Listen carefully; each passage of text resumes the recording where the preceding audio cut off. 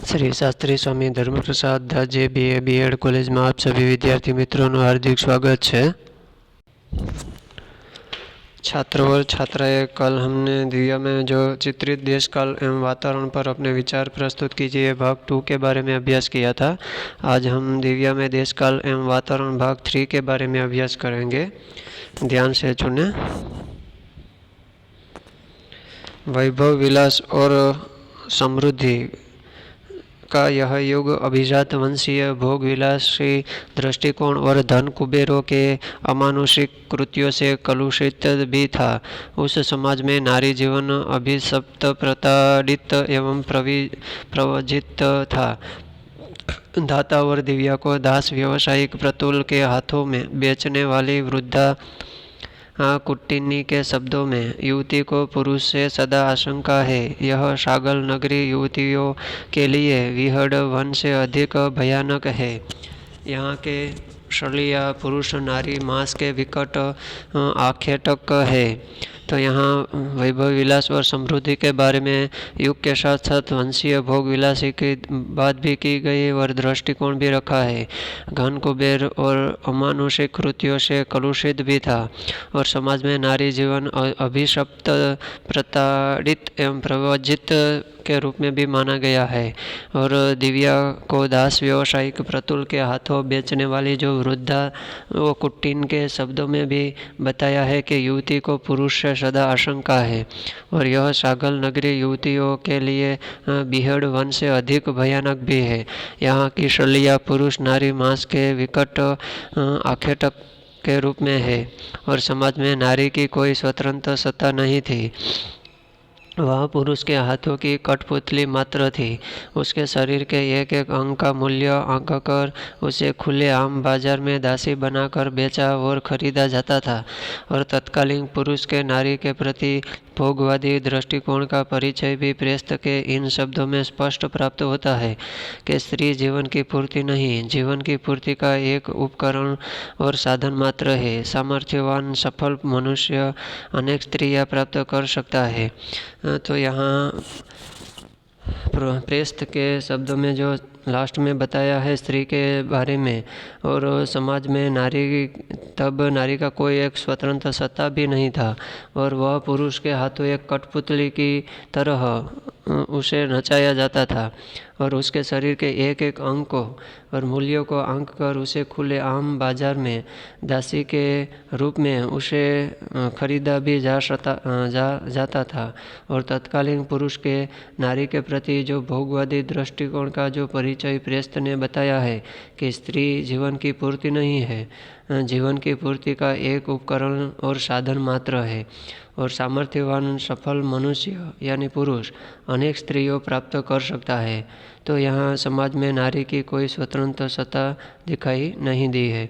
और तत्कालीन समाज में वेश्या प्रथा भी प्रचलित थी, परंतु उस समय वेश्या के दो रूप थे। एक तो राजनर्तकी एवं जनपद कल्याणी के रूप में समाज के आदर भाजन वेश्या और दूसरी शरीर बेचकर जीवन यापन करने वाली निराधुरता वेश्या मल्लिका राजनर्तकी वेश्या है और कुल ललिनाएँ उसके यहाँ आकर ललित कलाओं की शिक्षा प्राप्त करती है। किंतु सामान्य वेश्या तो आज की भांति रूपाजीवाएँ ही होती थी।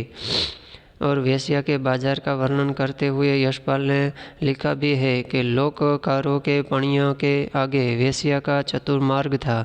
भवनों के ऊपर के खंडों के अलिंदों से नीचे मार्ग में एकत्र समुदाय पर प्रकाश पड़ा रहा था। अनेक बालक बालिया ऊंचे स्वर में पुकार पुकार कर प्रेमियों के योग्य, कामी पुरुषों के योग्य सुगंधित पुष्पों मालाएँ बेच रहे थे। एक बालक ऊंचे तीखे स्वर में भुने कोमल मांस का खाद्य चखने का निमंत्रण दे रहा था।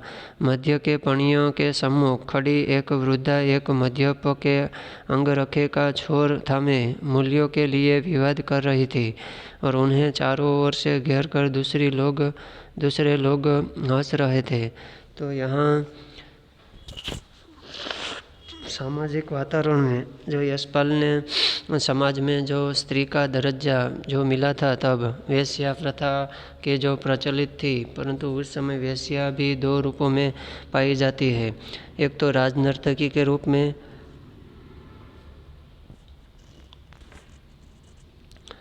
राजनर्तकी के रूप में, जनपद कल्याणी के रूप में और समाज की आदर भाजन वेश्या और दूसरी शरीर बेचकर जीवन यापन करने वाली निरादृश वेश्या। तो इस तरह दो भाग में वेश्या की भी दो रूप होते थे। और मल्लिका राजनर्तकी वेश्या थी और कुल ललायन उसके यहाँ आकर ललित कलाओं की शिक्षा भी प्राप्त करती है। और किंतु सामान्य वेश्याएँ तो आज भी आज की भांति रूपा जीवाए की होती है। वेश्याओं के बाजार का वर्णन यशपाल ने भी लिखा है कि लोकहारों के पणियों के आगे वेश्या का एक चतुर्मार्ग भी था। भवनों के ऊपर के खंडों के अलिंदों से नीचे मार्ग में एकत्र समुदाय पर प्रकाश भी पड़ा है।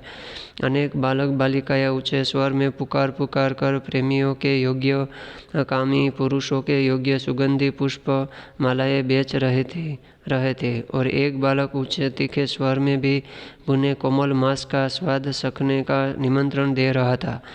और मध्य के पणियों के सम्मुख खड़ी एक वृद्धा एक मध्यप के अंगरखे का शोर थामे मूल्यों के लिए विवाद कर रही थी। उन्हें चारों ओर से घेर कर दूसरे लोग हंस भी रहे थे। इसके बाद धार्मिक वातावरण। अब पहले हमने सामाजिक वातावरण देखा था, अब धार्मिक वातावरण के बारे में भी पढ़ते हैं। धार्मिक वातावरण तत्कालीन युग क्षणिकवादी बौद्ध धर्म का उत्कर्ष काल था। महाराज मिलिंद की अतिशय सहायता और स्वयं इसी धर्म में दीक्षित हो जाने के कारण एक प्रकार से राजधर्म भी यही हो चुका था। बौद्ध विहार इसके केंद्र थे। मौर्य साम्राज्य के पतन के बाद एक और तो बौद्ध धर्म का ह्रास हो रहा था, तो दूसरी ओर पुष्पमित्र शुंग द्वारा अस्त व्यस्त वर्णाश्रम व्यवस्था को पुनः स्थापित करने का प्रयत्न किया जा रहा था। सामान्यतः बौद्ध और ब्राह्मण अपने अपने धर्मों में ही तल्लीन थे। बौद्धों का जीवन दर्शन भी था। तो यहाँ धार्मिक वातावरण में जो एक क्षणिकवादी बौद्ध धर्म का उत्कर्ष काल भी माना जाता था और महाराज मिलिंद की अतिशय सहायता और स्वयं इसी धर्म में दीक्षित हो जाने के कारण एक प्रकार से राजधर्म भी यही हो चुका था। बौद्ध विहार इसके केंद्र में था। मौर्य साम्राज्य के पतन के बाद भी बौद्ध धर्म का ह्रास हो रहा था और दूसरी ओर पुष्पमित्र शुंग द्वारा अस्त व्यस्त वर्णाश्रम व्यवस्था भी पुनः स्थापित करने का एक प्रयत्न किया जा रहा था। सामान्यतः बौद्ध और ब्राह्मण अपने अपने धर्मों में ही तल्लीन थे और बौद्धों का जीवन दर्शन था, दुख से पीड़ित मनुष्य तथागत की शरण आओ, धर्म की शरण आओ, वही कृपा मूर्ति तुम्हारे सतत संताप को दूर करेगी। तो यहाँ बौद्ध का जो जीवन दर्शन था वो ये था कि दुख से पीड़ित मनुष्य तथागत के शरण में आओ और धर्म के शरण आओ, वही एक कृपा मूर्ति तुम्हारे सतत संताप और मदद के करेंगी।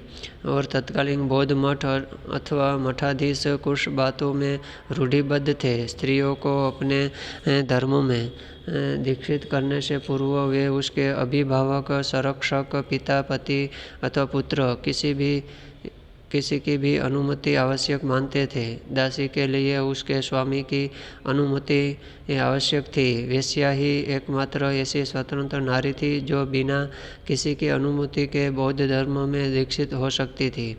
तो यहाँ तत्कालीन बौद्ध मठ और मठाधीश कुछ बातों में रूढ़िबद्ध थे और स्त्रियों को अपने धर्म में दीक्षित करने से पूर्व उसे अभिभावक, संरक्षक, पिता और पति अथवा पुत्र किसी की भी अनुमति आवश्यक मानते थे और दासी के लिए उसके स्वामी की अनुमति आवश्यक थी।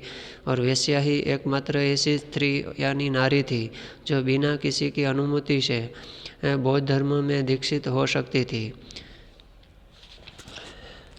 और द्विज वर्ग वर्णाश्रम की स्थापना के लिए पूर्णतः प्रयत्नशील था।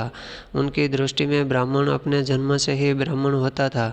वे बौद्धों को पापी समझते थे तथा उन्हें मुंडी कहकर व्यंग्य प्रहार करते थे। ब्राह्मण अपने जन्म से ही ब्राह्मण होता था। वे बौद्धों को पापी समझते थे तथा उन्हें मुंडी कहकर व्यंग्य प्रहार करते थे। ब्राह्मण देवताओं की कृपा प्राप्त करने के लिए बृहद यज्ञों की योजना करते थे तथा तिलक, चोटी, यज्ञोपवीत आदि धारण करते थे। समाज में भौतिकता प्रधान चार्वाक संप्रदाय का भी प्रचलन था। मारिस इसी दर्शन का अनुयायी है। वह कर्म, फल और पुनः जन्म आदि को न मानकर वर्तमान और कर्मण्यता का विश्वासी है। तो सामान्यतः जैन समाज में धार्मिक स्वतंत्रता थी। अपने अपने मतानुकूल धार्मिक क्रियाकलापों को करने वाले सामान्य और कुलीन तक नाना धार्मिक रूढ़ियों में आबद्ध थे। दिव्या का प्रत्युषण के लिए कवच मंत्र मंगाना, प्रेस्त का पुत्र की मंगल कामना से महायज्ञ रचना, सूत्र पाठ कराना, स्वास्थ्य कामना से नैवेद्य निकाला जाना, मथुरा का रास परक ढोल महोत्सव, बौद्ध जनों का भिक्षु रूप और बौद्ध विहारों का सुरक्षित रूढ़िगत कार्यों में संलग्न सामान्य जीवन इसी के प्रमाण है। छाया अपनी प्रेमी बाहुल के लिए तथा दिव्या अपनी प्रेमी प्रत्युषण की रक्षा के लिए तांत्रिक वैकुंठ से महाशक्ति प्राप्त करती है। समाज में तात धर्मस्थ जैसे कुछ उत्तरदायी विचारशील मद्र पुरुष भी थे जो अपने धार्मिक विश्वासों के साथ साथ अन्य मतानुयायियों जनों का भी सम्मान करते थे। तो द्विज वर्ग में जो वर्णाश्रम की स्थापना पूर्णतः प्रयत्नशील था, उसी तरह ब्राह्मण अपने जन्म से ही ब्राह्मण माना जाता था और बौद्धों को पापी समझते थे। उन्होंने मुंडी कहकर व्यंग्य प्रहार करते थे। ब्राह्मण अपने जन्म से ही ब्राह्मण होता था और बौद्धों को पापी समझते थे तथा उन्होंने मुंडी कहकर व्यंग्य प्रहार करते थे और ब्राह्मण देवताओं की कृपा प्राप्त करने के लिए बृहद यज्ञों की योजना भी करते थे। और सामान्यतः जैन समाज में धार्मिक स्वतंत्रता थी और अपने मतानुकूल धार्मिक क्रियाकलापों को करने वाले सामान्य कुलीन तक नाना धार्मिक रूढ़ियों में आबद्ध थे। और दिव्या का प्रत्युषण के लिए जो कवच मंत्र मंगाना और प्रेस्त का पुत्र की मंगल कामना से महायज्ञ रचाना, सूत्रोपाठ कराना, स्वास्थ्य कामना से नैवेद्य निकाला जाना, मथुरा का रास परक ढोल महोत्सव, बौद्ध जनों का भिक्षु रूप और बौद्ध विहारों को सुरक्षित रूढ़िगत कार्यों में संलग्न सामान्य जीवन से के प्रमाण है। तो इसी तरह छाया और प्रेमी बाहुल के लिए दिव्या अपनी प्रेमी प्रत्युषण की रक्षा के लिए तांत्रिक वैकुंठ से महाशक्ति प्राप्त करती है और अपने धार्मिक विश्वासों के साथ साथ अन्य मतानुयायी जनों को भी सम्मान करते थे। तो यहाँ धार्मिक वातावरण का बोध प्राप्त मिलता है। हाँ, तो छात्र और छात्राएं, आज हम जो दिव्या में देश काल एवं वातावरण का जो चरित्र किया है भाग 3, तो यहाँ तक रखते हैं। कल हम देश काल और वातावरण का चरित्र भाग 4 के बारे में अभ्यास करेंगे। अस्तु।